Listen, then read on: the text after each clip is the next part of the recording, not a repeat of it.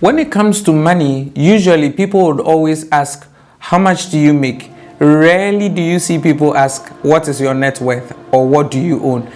Actually, if you think about it very well, the people who usually ask these questions, they are the guys that are playing golf at the country clubs. They are the guys that are, checking the shareholder value of investors over a period of time on some beach somewhere in Hawaii or the Maldives or something, And for me, it leads me to talking to you guys about a very profound truth that the rich know, a very profound reality that the rich live in, a very profound thinking pattern that the rich operate in. And before that, I'm going to read a chat I had with a mentee of mine who is based in UK. And before then, I'm going to share a story that happened. I remember, was it earlier this year? No, last year.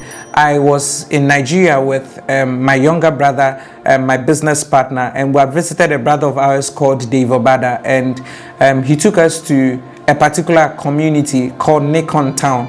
It's actually an estate in Lagos on the island. It's called Nikon Town.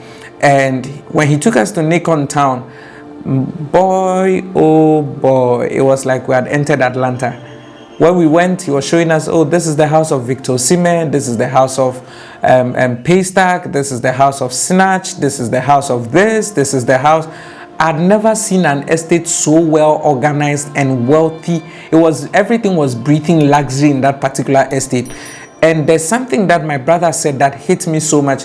We got to sort of like a community center where they have their coffee lounges and all of those things. We parked and he said, bro, in this community, they don't ask the question, who do you work for?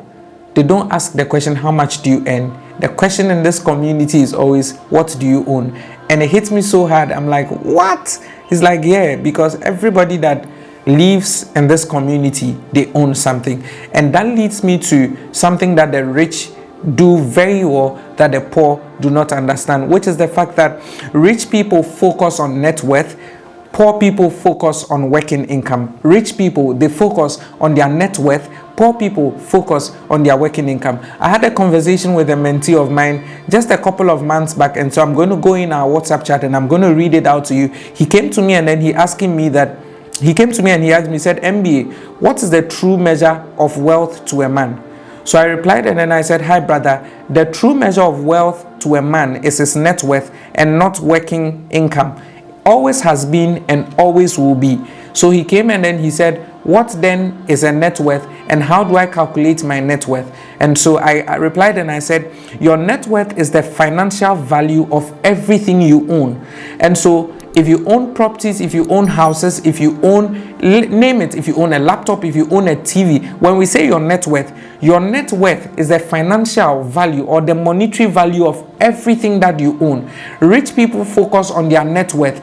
Poor people, they focus on their working income. If you want to be extremely wealthy, if you want to command money at a certain level at this thing called life, then do not focus on working income. Working income is just a starter, but your end goal should always be on net worth. And so I continue on the conversation. And I said, Johnny, to determine your net worth, add up the value of everything you own.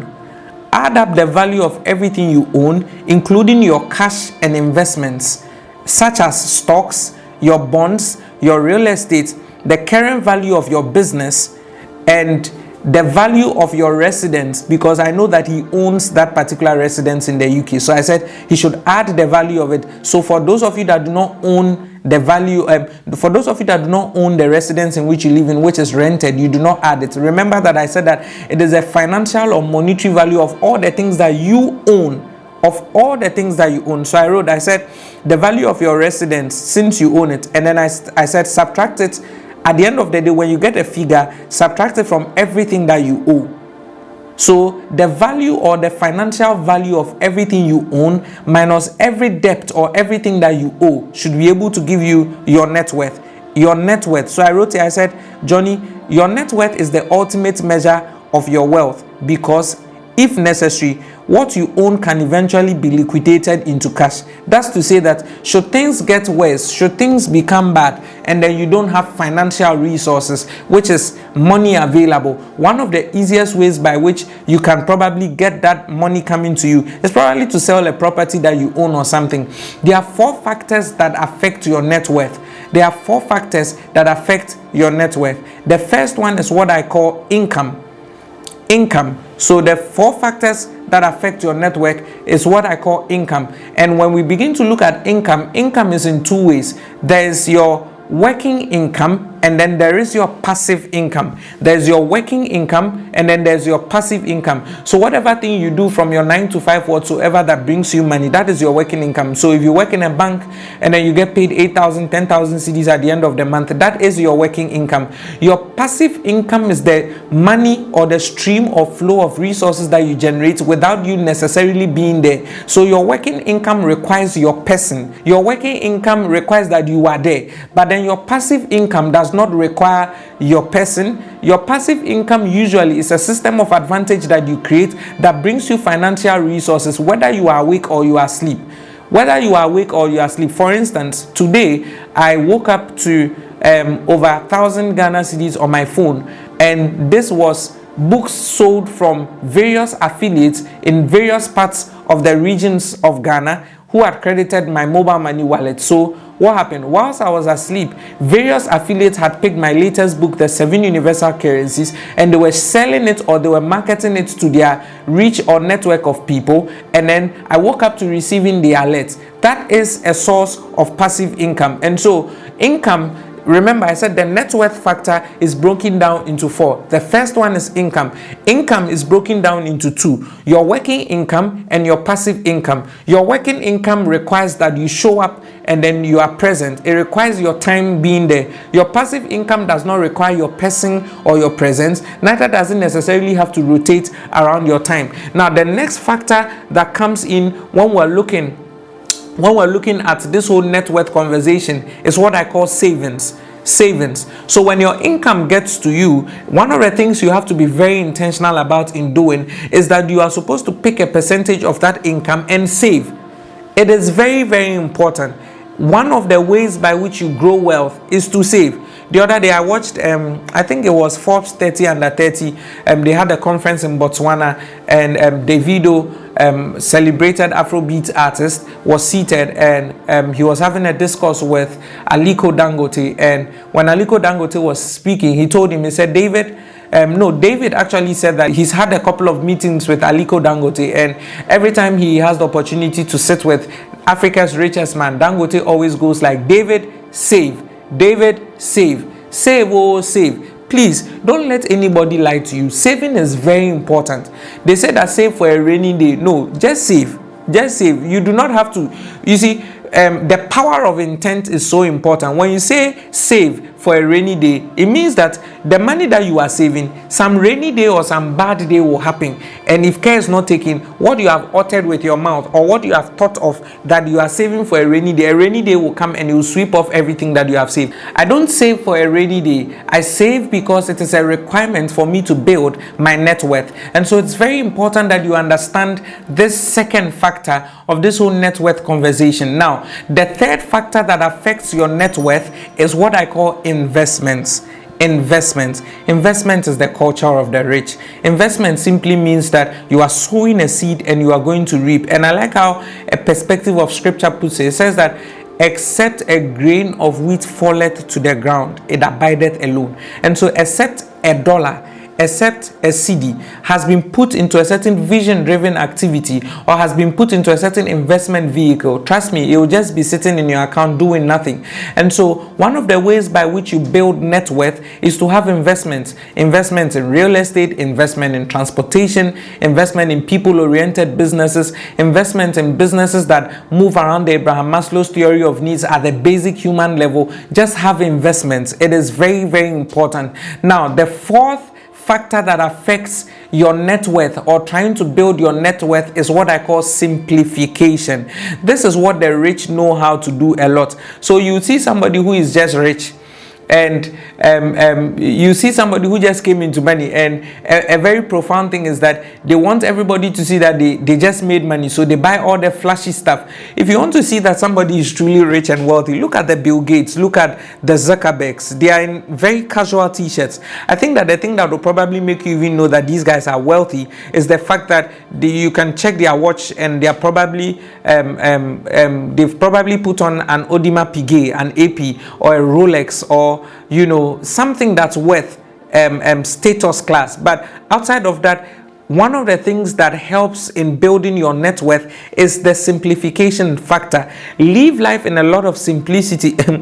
I remember a couple of months ago, somewhere last year, the curator for Vitalik, the creator for Ethereum, which is a cryptocurrency, was in Ghana. He's called Vitalik Buterin, and my brother Futurist Kwame met up with him at Kempinski. And when he sent me the picture, I looked at Vitalik Buterin, the owner of the second largest cryptocurrency circulating currently in our world, and he was just in a shorts and in a t-shirt. And I'm like, what? But that guy is a walking multi-millionaire.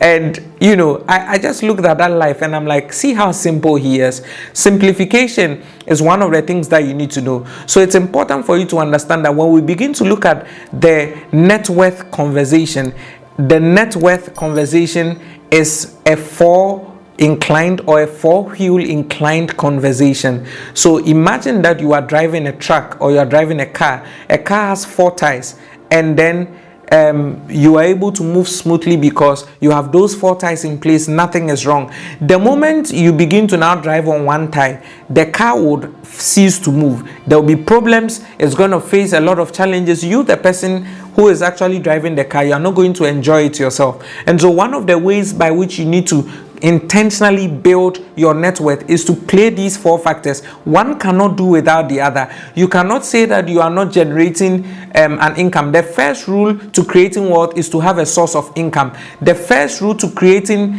long-lasting riches is to have something that pays you for the effort or the value that you bring to your wealth. Then you need to make sure that of that thing or of that stock that comes, you save some.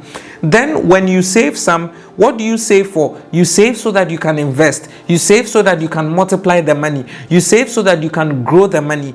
And then as you grow the money, do not be moved to living any kind of lavish lifestyle. Live in your simplicity as a person so that you are constantly growing the wealth. Because remember that a good man leaveth an inheritance for his children's children. I want to meet you 5 years from today. I want to meet you 10 years from today on a business class, on a first class, or on a private jet. And the conversation is, what do you own? The conversation is not how much do you earn. I want to meet you, my dear person listening to me from wherever part of the world you are listening me on. I want to meet you, and the conversation should be, I own this. The conversation should be, I own that. I remember being in Warri last year and having a masterclass for the young people that showed up and teaching them about some of these truths. And earlier this year, one of them by name Chidera sends me a message and he says, MBA, I've been able to build this financial system for the people of Warri. This is our new office. We bought the building. It's a 4-bedroom house. He sent me the pictures. We bought the building, and he says, MBA, we do an average of about 10 million naira per month. And I was so fulfilled. I was so excited because the young man that I met last year, who was moving in the realm of what do you earn, had now migrated and come to a place of what he owns. Mind you, remember that I said net worth is the financial value of all the things that you own. So I asked him, how much did you buy the house? He said, I bought this for 120 million naira. So I told him, I said, in actual sense, if we want to know how much you are worth, it's not just what your company is making per month, but even the place where the company operates that you bought actually is now part of your net worth. And I told him, I said, I will see you at the top when we begin to meet and we begin to think of how we can maximize shareholder value and rub ideas together. This is how you create wealth. This is how the rich think. The rich are focused on net worth. The poor, they are always centered and focused on how to make an everyday living.